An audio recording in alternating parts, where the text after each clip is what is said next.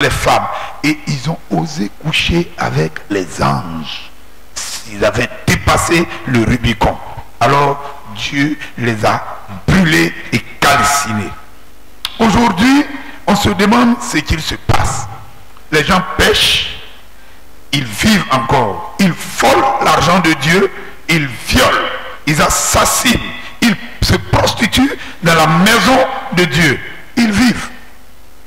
C'est pour cela, Asaph disait dans le psaume 73, le verset 2 à 5, « Toutefois, mon pied allait fléchir, mes pas étaient sur le point de glisser, car je portais envie aux insensés, en voyant le bonheur des méchants.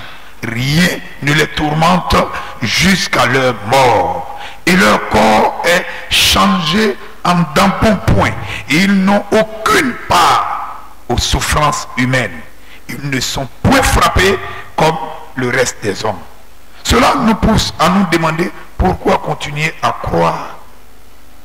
Pour gagner quoi?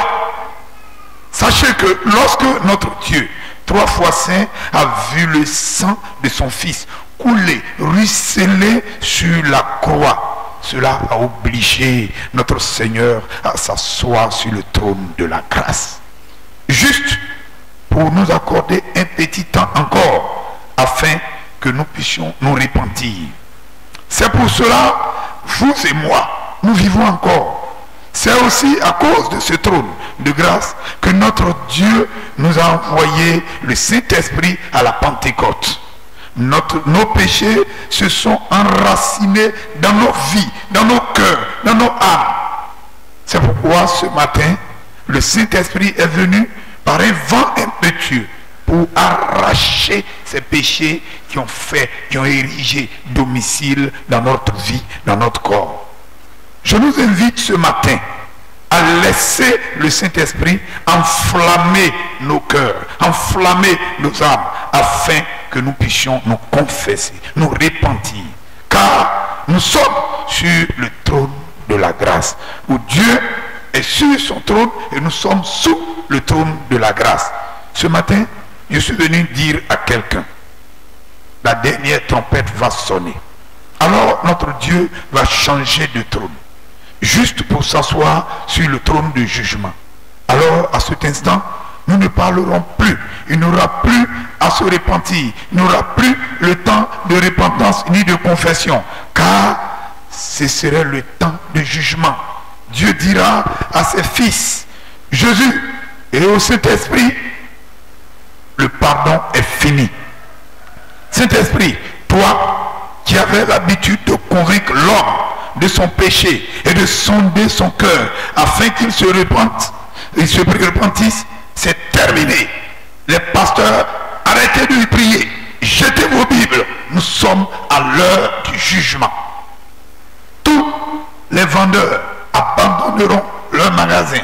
Les voleurs auront soif d'entendre la parole de Dieu. Les impudiques auront soif d'entendre la parole de Dieu. Les pécheurs auront soif d'entendre la parole de Dieu. Les coupeurs de route auront soif d'entendre la parole de Dieu. Les brouteurs auront soif d'entendre la parole de Dieu. Ceux qui sont dans l'église en train de coucher avec les petites filles, pataugées dans le sexe, auront soif d'entendre la parole de Dieu. À ce moment, ce serait tard. Et on dira, trop tard. Car Dieu est assis sur son trône de jugement.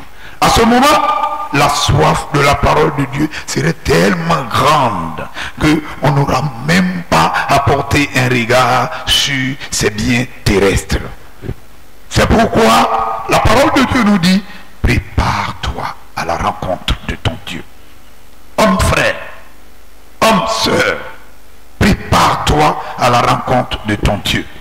À cet instant, Jésus-Christ dira aux pécheurs, arrière de moi, allez dans le feu ardent, dans l'angoisse sans fin. Alors, mes frères et sœurs, Jepsémis, diacres, anciens, membres du conseil, prépare-toi à la rencontre de ton Dieu. Quand le chrétien, un bon chrétien, entend cet avertissement, il est content car il va à la rencontre de son maître. Jésus, pour recevoir les félicitations, pour entendre bon et fidèle serviteur, viens dans la félicité de ton maître, car tu as combattu le bon combat. L'heure est à t'honorer. Viens, assois-toi à ma droite et venons nous réjouir. Mais celui dont la marche n'a pas honoré Dieu, qu'en diras-tu? Qu'est-ce que tu diras? Ta vie, ton cœur ne fait que battre ce matin. Ouya, ouya, ouya, parce que tu connais ta vie. Parce que tu sais que la voie que tu as empruntée n'honore pas le Seigneur. Parce que tu sais que tu n'as fait que insulter le Christ. Tu n'as fait que louer Jésus-Christ. Tu n'as fait que te moquer de Jésus-Christ. Tu n'as fait que marcher sur Jésus-Christ. Parce que tu as bafoué la parole qui libère. Tu as bafoué la parole qui guérit. Tu as bafoué la parole de Dieu. Tu as rejeté la vérité. Et tu as embrassé le plaisir de ce monde. Comme ce choraliste ou ce choriste, ce jeune choriste, après avoir fait la répétition, rentrant, ils ont commencé à causer, oui, sur la sexualité, la perversité. Et il était content d'entendre, son cœur était réjoui, et tellement il riait à tue-tête. Et la salive est passée de travers. Confort, il est tombé. Trop tard. Il n'a pas eu le temps de se confesser.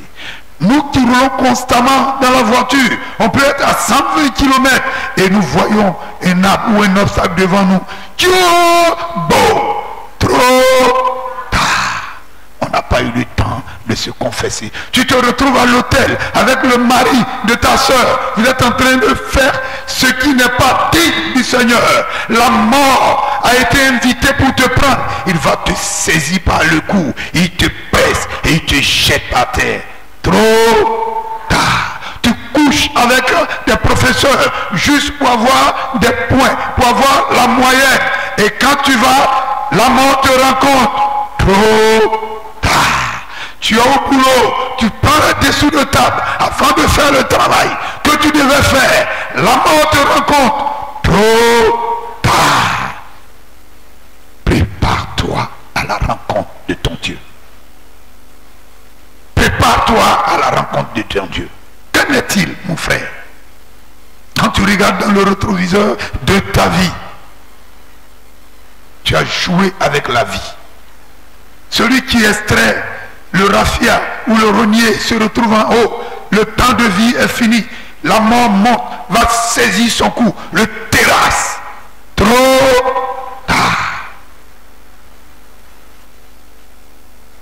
Même le grand féticheur, même le grand marabout, quand son temps est fini, la mort rentre, la mort connaît l'adresse de tous, il ne va jamais se renseigner, il saisit le cou de ce grand sorcier, il le soulève, il le balance, il le jette à droite, le fou type, ce dernier qui n'a pas servi Dieu, il dit laisse-moi, laisse-moi, la mort ne le laissera pas, il va le clouer à terre. Trop tard. Prépare-toi à la rencontre de ton Dieu. Un pasteur avec sa grosse Bible sous son aisselle en train de partir, le rendez-vous est là, il le prend, il le terrasse. S'il n'a pas eu le temps de se confesser, trop tard. Tu es un chante, tu es sur le podium. On a vu le cas de Papa Wemba, le micro, il va derrière, il va derrière. Et trop tard. Prépare-toi à la rencontre de ton Dieu. Je suis membre du conseil. Quand des jeunes filles qui ont quitté le campement viennent à l'école, ont un souci de 5 000 francs, se rapprochent de moi, je profite de cette faiblesse et je couche avec elles. Pourtant je dis, je suis membre du conseil. Et quand la mort viendra, trop tard. Prépare-toi à la rencontre de ton Dieu. Ce n'est ni ton titre. Ce matin, ce n'est pas un homme qui te parle. Mais l'Esprit Saint est en train de parler à ton cœur. Dieu est en train de parler à ton âme. Dieu est en train de parler dans ta profondeur pour dire, ma fille, mon fils, mon enfant chéri, crois-tu que ta voix m'honore? Prépare-toi à la rencontre de ton Dieu. Tu ne connais pas demain. Quand tes jours sont finis, la mort entre chez toi, il te saisit, il te terrasse. Si tu n'es pas encore en accord avec le Seigneur, trop tard. Prépare-toi à la rencontre de ton Dieu. La venue de Jésus-Christ peut te surprendre, car tu ne connais pas le rendez-vous. Je vous donne un témoignage. La semaine passée, j'étais à Boisflé, nous avons bien mangé, je me suis retrouvé seul à l'hôtel, et puis à 2 h du matin, j'ai eu l'impression que mon cœur était en train d'être pressé. 3 choses me sont venues à la tête. J'ai dit, oh Seigneur, si je meurs ici, le surintendant qui est ici aura tout un tas de problèmes. Des jeunes viendront lui demander, mes parents viendront lui demander, l'église viendra lui demander. Alors, à cause de ce surintendant, ne me prends pas. Et puis, ma jolie femme et mon joli enfant que tu m'as donné là, qu'est-ce qu'on ira leur dire? Alors, ne me prends pas. Je suis en train de tourner pour préparer ton camp, pour restaurer la gloire de Dieu dans le cœur des jeunes, des Gethsémites. Pendant 11 mois, je ne fais pas de culte chez moi. Qu'est-ce qu'on ira dire à ces jeunes? Arrêtez, 1 minute de silence. Seigneur, pour ton nom, ne me prends pas maintenant. Et puis, je me suis couché.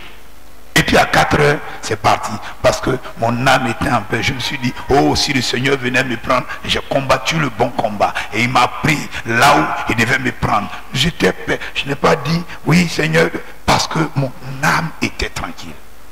Oh Seigneur, merci pour cette grâce que tu m'as accordée. Mais si tu n'as pas eu cette opportunité, alors, que diras-tu? Prépare-toi à la rencontre de ton Dieu. Si vous ne connaissez pas le Seigneur, si votre marche avec le Seigneur n'est pas au beau fixe, alors je te conseille de venir devant.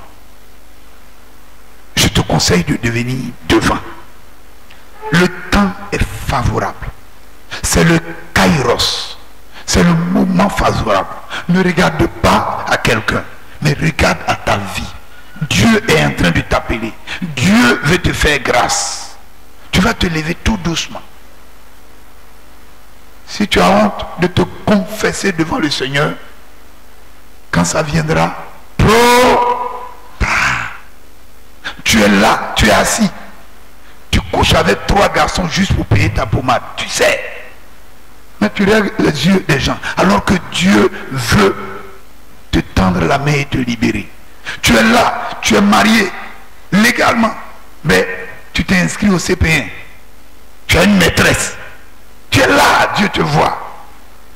Dieu te tend la main. Tu es là, tu as un ordinateur, tu as dit à papa de te donner un ordinateur juste pour travailler, mais tu es là pour voler les blancs. Tu es un brouteur. Le Seigneur t'interpelle. Tu vas te lever. N'endurcis pas ton cœur. Le moment est favorable. Vous venez au groupe musical, après la répétition, quand vous partez, vous vous attrapez, vous vous couchez entre vous, vous vous cherchez, sans mariage. Trop tard. Prépare-toi à la rencontre de ton Dieu. Qu'en est-il? Qu'en est-il pour ton cas? Qu'en est-il? Tu connais le Seigneur et tu connais mieux ta vie.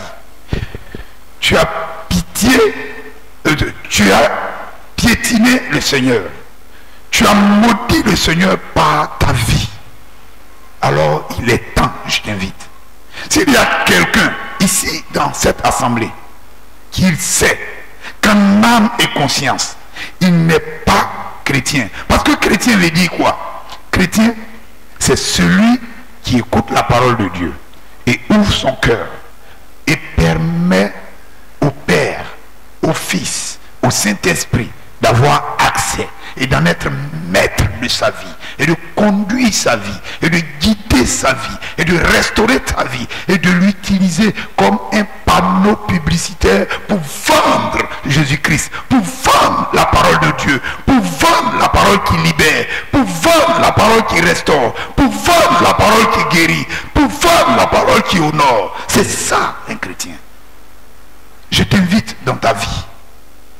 Est-ce que tu crois que tu es sur la bonne voie? Si tel est le cas, glorifions le Seigneur. Mais si ce n'est pas le cas, je vais t'inviter. Je vais t'inviter à venir devant pour que nous prions. Ne regarde pas à gauche, ne regarde pas à droite. N'endurcis pas ton cœur. Le temps est favorable. Et la Bible dit, c'est le kairos. C'est le kairos. N'endurcis pas ton cœur. L'Esprit Saint est à la porte de ton cœur. Il est en train de frapper. Si tu ouvres, le Saint-Esprit ira chez toi et vous souperez ensemble et tu seras libéré de ce péché qui te bloque et tu n'arrives pas à marcher. Je voudrais inviter tous à se lever. Je ne veux même pas que tu cries, oui, j'ai fait ceci. Prie dans ton cœur. Il faut prier dans ton cœur. Si c'est juste, rends grâce au Seigneur. Si tu n'es pas juste, c'est le temps que tu demandes pardon au Seigneur. Tu connais mieux ta vie que moi. Toi, tu connais ta vie. Le Saint-Esprit connaît ta vie. Dieu du ciel connaît ta vie. Il est encore sur son trône. Il t'invite, le trône de grâce.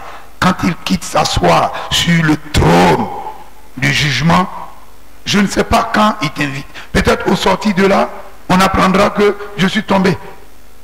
Alors, le moment est disponible.